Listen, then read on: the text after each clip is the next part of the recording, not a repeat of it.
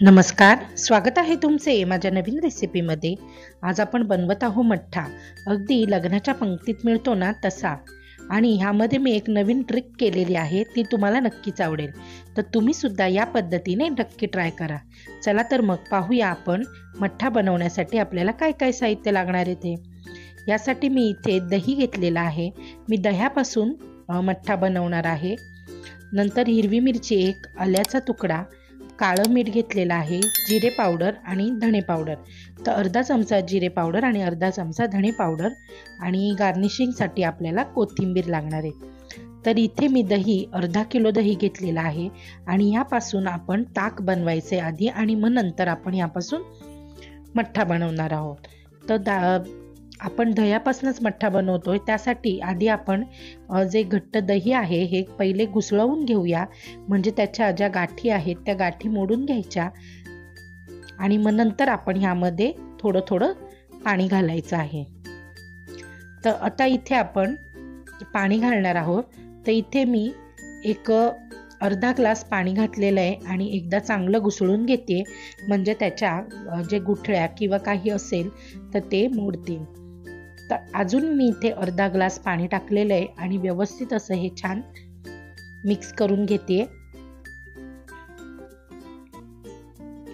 तर इथे मी मस्त चिल्ड पाणी घातलेलं आहे। आता आपण जी हिरवी मिरची आणि आलं घेतलेलं ते मिक्सर मधनं बारीक करून घ्यायचंय। तर एकच हिरवी मिरची घ्यायची, खूप जास्त मिरची घ्यायची नाही। एक हिरवी मिरची, थोडीशी कोथिंबीर आणि आल्याचा 1 इंचाचा तुकडा। तर हे सगळं मिक्सर मधनं बारीक केलेलं साहित्य मी इथे लगेचच ताकामध्ये घालून घेतलेलं आहे। खूप जास्त मठ्ठा तिखट चांगला लागत नाही, आलं सुद्धा तिखटच असतं। आता इथे मी काळं मीठ घातलेलं आहे अर्धा चमचा धणे पावडर घातलेली आहे आणि अर्धा चमचा आपण इथे जिरे पावडर घातलेली आहे आणि हे छान सगळं ढवळून घेणार आहे। तर हे मीठ थोडंसं कमी आहे, आपण इथे अजून मीठ वापरणार आहोत नंतर। आधी आपण टेस्ट करून बघू की मीठ परफेक्ट झालंय का नाही ते, आणि मग नंतर ह्यामध्ये आपण मीठ घालायचंय। तर आता मी एकदा सगळं ढवळून घेते आणि मीठ टेस्ट करते। तर मीठ एकदम म्हणजे कमी आहे, त्यामुळे मी अजून इथे मीठ घालणार आहे। तर अजून अर्धा चमचा मीठ मी इथे घातलेला आहे।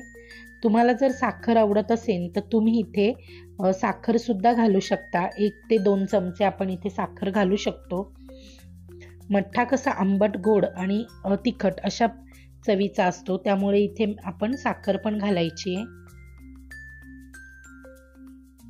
आता आपण या मठ्ठ्याला एक मस्त फोडणी द्यायची, ती म्हणजे मातीच्या दिव्यातनं आपण ह्याला फोडणी द्यायची। तर आपण मातीच्या दिव्यामध्ये मग 1 चमचा तेल मस्त तापवून घेतलंय कडकडीत आणि मग त्यामध्ये जिरं घालून ही फोडणी आपण डायरेक्ट जो दिवा आहे हा डायरेक्ट ते आपल्या मठ्ठ्यात घालायचा आणि लगेचच झाकण ठेवायचं। एक 5 मिनिटं हा दिवा तसाच ठेवायचा आणि मग काढून घ्यायचं। दिवा आपल्याला काढून घ्यायचा आहे आणि तयार आहे आपला मस्त मठ्ठा। आता मी यामध्ये भरपूर असा बर्फ घालणार आहे। तुम्हाला जर बर्फ घालायचा नसेल तरी सुद्धा चालेल, फ्रीजमध्ये आपण ठेवून देऊ शकतो एक अर्धा तासासाठी, आपला मठ्ठा मस्त थंड होतो।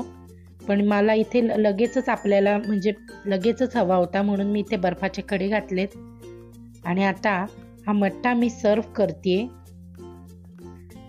एका मस्त मातीच्या भांड्यामध्ये, ग्लासामध्ये मातीच्या। किती सुंदर दिसतोय आणि मस्त अशी मज्जा येणार आहे। आता गरमीचे दिवस लवकरच चालू होत आहेत आणि अशा जर आपण उन्हातनं आलो आणि असा छान थंडगार मठ्ठा जर आपल्याला खायला मिळाला आणि आपलं जे खाल्लेलं जेवण आहे हे मठ्ठ्याने खूप छान असं पचतं, तर तुम्ही सुद्धा अशा पद्धतीने नक्की ट्राय करा, तुम्हाला नक्कीच आवडेल। आणि जर तुम्ही माझ्या चॅनलला सबस्क्राईब केलं नसेल तर सबस्क्राईब करा, व्हिडिओला लाईक करा, शेअर करा आणि बेल आयकॉन दाबायला विसरू नका, जेणेकरून मी अपलोड केलेल्या रेसिपीचे नोटिफिकेशन तुम्हाला सगळ्यात आधी मिळेल। तर हा थंडगार मठ्ठा कोणाकोणाला आवडला त्यांनी मला कमेंटमध्ये नक्कीच कळवा। म्हणजे मला पुढे अजून व्हिडिओ बनवण्यासाठी प्रोत्साहन मिळेल. चला तर मग आता आपण पुन्हा भेटूया पुढच्या अशा थंडगार रेसिपीमध्ये. चला तर मग बाय बाय.